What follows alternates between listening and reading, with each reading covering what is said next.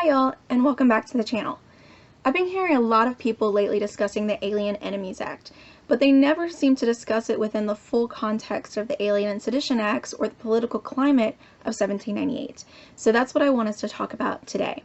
So first, the backstory.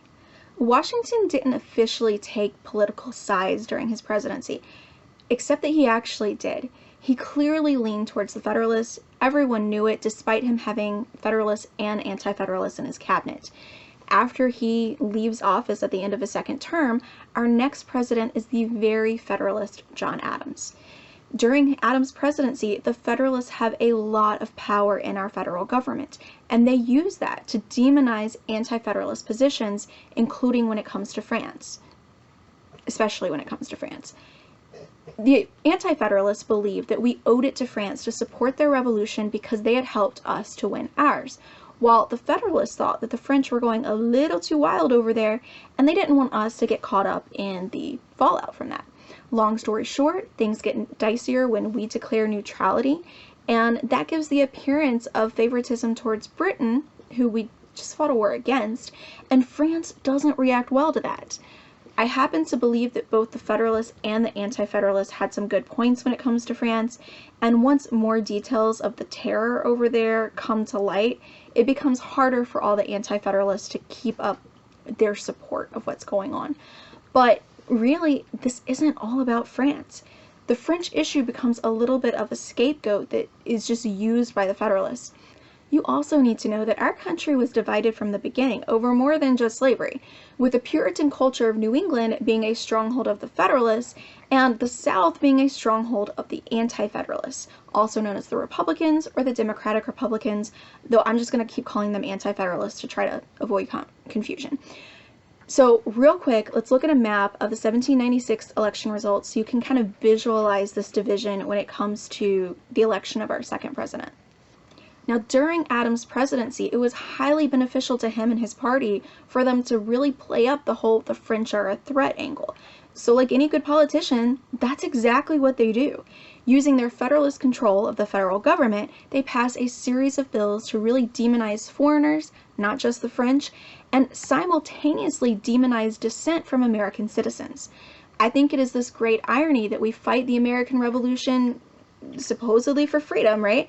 And then we immediately turn around and try to shut down the freedom of those who are not in the majority.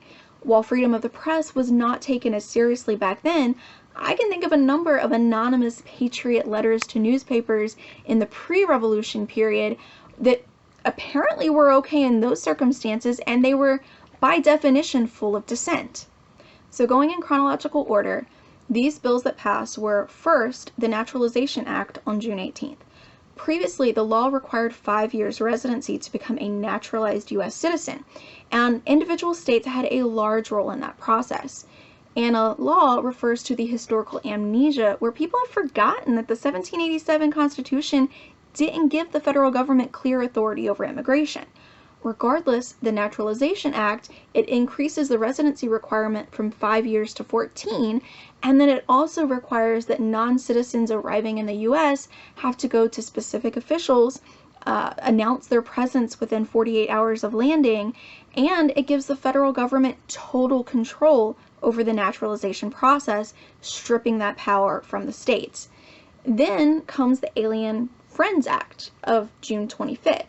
Sometimes it's just called the Alien Act. And that doesn't sound all that threatening, right? But it was anything but friendly.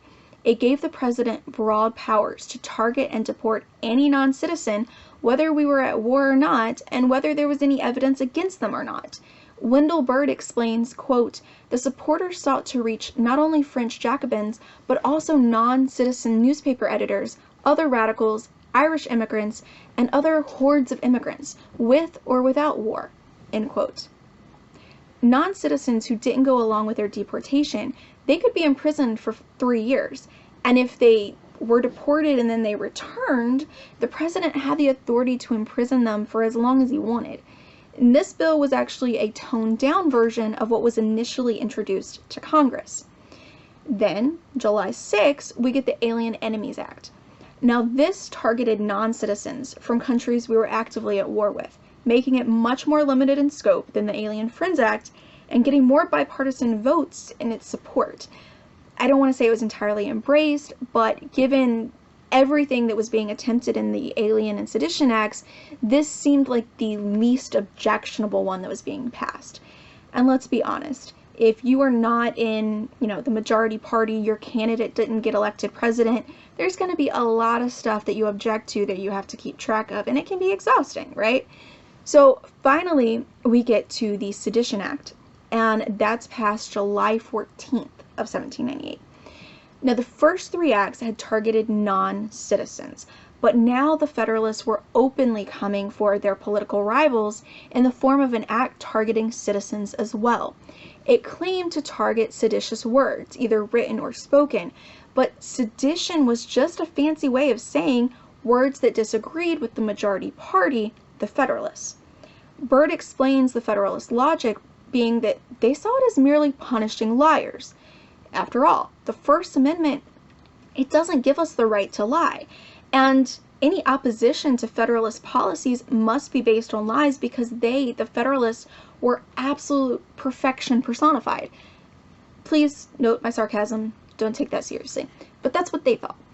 Now, the bill authorized penalties of up to $5,000 and 5 years imprisonment, depending on which section of the act was violated. A penalty that would be about $130,000 in today's dollars.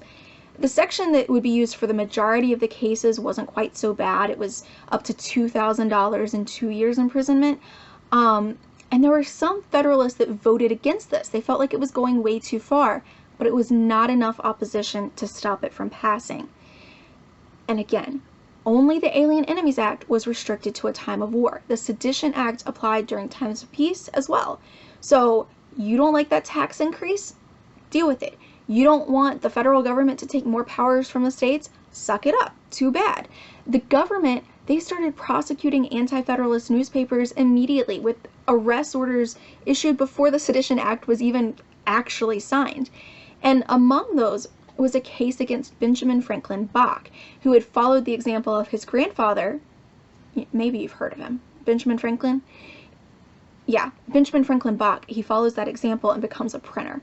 His paper, the Aurora, was the primary opposition newspaper, and it was a thorn in the side of the Federalists. Now, Bach escaped conviction by dying of yellow fever, which I guess is one way to go about it, although I would not recommend. His assistant, William Duane, took up the Aurora and continued to publish despite government threats. Duane would be prosecuted under the Sedition Act 4 times, with additional charges brought under the common law. The government, they didn't just target newspapers. Even with Thomas Jefferson being Vice President of the United States at this time, and the author of the Declaration of Independence, he was investigated and his correspondence intercepted. And since Jefferson wasn't a Federalist, the government allowed Federalist newspapers to publish whatever they wanted about him, and they had no threat of prosecution, which I think really reveals what their true motivations were. Now, though Jefferson was never charged, he knew that he was a target, and so he had to be very careful. These are just a couple of examples of how the Sedition Act was used. There are many more. So next in this story, we have the Virginia and Kentucky resolutions. Of course, Jefferson, he had good reason for caution. He didn't want the Federalists to know what he was up to, but that doesn't mean that he takes this lying down. In a private letter, Jefferson referred to what was going on with the Alien and Sedition Acts by predicting, quote, "A little patience and we shall see the reign of witches pass over, their spells dissolve, and the people, recovering their true sight, restore their government to its true principles," end quote. Now, I said he didn't take this laying down. He didn't just write that. Though many were afraid to challenge the acts openly, and for good reason, Jefferson secretly, while still serving as vice president, wrote a set of resolutions challenging the Alien and Sedition Acts and gave them to a friend and Virginia legislator, Wilson Carey Nicholas. Now, knowing that the Kentucky legislature was going to meet sooner, Nicholas then passed them along to another friend and Kentucky legislator, John Breckinridge. And so these make their way to Kentucky. They were almost unanimously passed by the Kentucky legislature, and there was only really minor revision to what Jefferson wrote. Now, these Kentucky resolutions of 1798 kept the author anonymous, but I imagine that they probably knew who it was. Now, Jefferson wasn't the only one. James Madison drafted resolutions as well, and he also passed them on to Nicholas. This time, they're brought before the Virginia legislature, and though it wasn't as close to unanimous as Kentucky had been, Virginia still passes them by a very big majority. Now, both sets of these resolutions take a similar approach, a similar two-prong approach to challenging the Alien and Sedition Acts. So first, they stress the limits of federal power, and second, they stress the importance of civil liberties. Now, these resolutions are not going to be supported by all the states, but Virginia and Kentucky were not alone either. Although states like Rhode Island, Massachusetts, and New Hampshire opposed them, up in New England, Tennessee and Georgia passed resolutions supporting Virginia and Kentucky. Regardless, these resolutions were an important anti-Federalist stand against the direction of the administration. And boy, did it upset the Federalists. They went so far as to try to maintain that it was sedition to opine that an act of Congress was unconstitutional.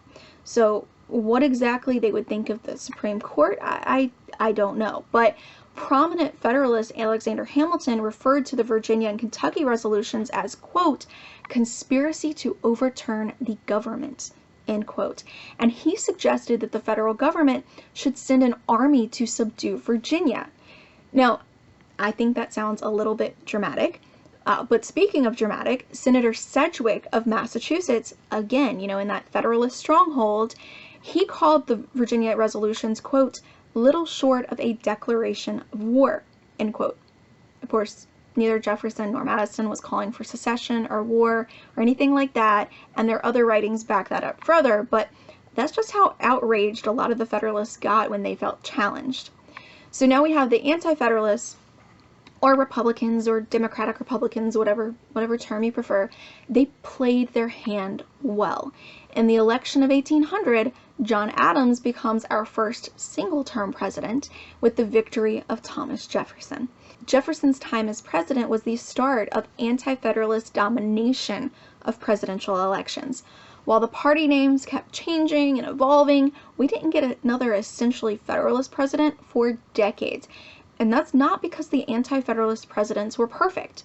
Even earlier, when the Alien and Sedition Acts were still passing Congress, it wasn't that the Federalists all agreed either, or that the stronghold of New England was happy with the Federalists. An effigy of John Adams had even been hanged and burned in Federalist Connecticut. The American people, it would seem, prioritized their right to dissent. The Alien, Friends, and Sedition Acts were allowed to expire in 1800 at the end of Adams' presidency. The Naturalization Act gets repealed during Jefferson's presidency, and only the Alien Enemies Act remains on the books. Though the American people came through, there was a chilling effect on the sort of political thought and discourse that had paved the way for our American Revolution. Henry F. May, author of The Enlightenment in America, he explained that the political crisis of 1798 to 1800, essentially the Alien and Sedition Acts and the response from Americans, marked the end for a lot of the Enlightenment thought that had flourished in the 18th century. May wrote that, quote, revolutionary Enlightenment was put permanently on the defensive by the Federalist Orthodox counterattack, and especially its Protestant Christianity religious element, end quote. Remember what I said about the Federalist stronghold being Puritan New England? The Enlightenment and Christianity were both important influences in the founding of this country. But here they had clashed, and I think they have continued to clash, perhaps by other names, even to the present day. If people want to bring up the Alien Enemies Act and things that have been perpetuated due to that law, fair. Maybe someday that'll be a video for this channel. But let's not forget what the original intent of the Federalist was, and that went beyond targeting non-citizens. The point was to eliminate dissent, regardless of citizenship status. Now, I can really only go so far in depth on YouTube without making this so long that nobody finishes watching it. So if this fascinates you, you want to read more about the details, I do have my bibliography in the description box below, just like always. And if you're trying to avoid spending money to access those academic sources, I totally understand. A couple of those journal articles can be obtained with a free account on JSTOR. I hope you enjoyed the video, and I'll see you next time.